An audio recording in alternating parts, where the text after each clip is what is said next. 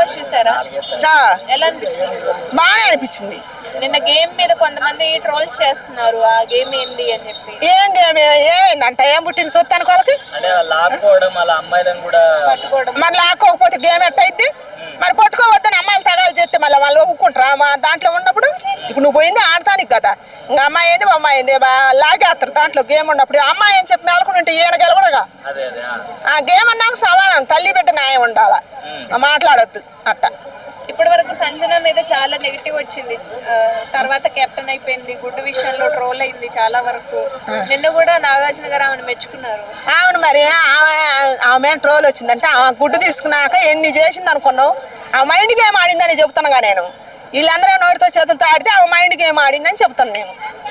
బాగానే ఆడింది ఆమె. ఉంటుందా టాప్ 5 లో? ఉండేది ఉండదు, ఆ మాటని తీరును బట్టి, ఆ మాట్లాడే మాటను బట్టి, ఆ ఉండే బిహేవియర్ బట్టి. సుమన్ శెట్టి గారి గురించి ఆయన మంచి వ్యక్తే, కానీ ఆయన గురించి సెలబ్రిటీ కాబట్టి మేము కోరుకుంటాంగా కామెడీ రావాలని. ఆయన వచ్చింది అందుకు కదా, ఒక మంచితనమే చూపితే మాకు ఆట కామెడీ అవన్నీ చూపించాలి కదా, అందుకని. తనుజ గురించి తాంతా ముద్దుగా ఉంటుంది, ముద్దుగా ఉంటుంది, బాగా అనిపిస్తుంది. ముద్దుగా చేస్తుంది కదా, అది ఇష్టం నాకు.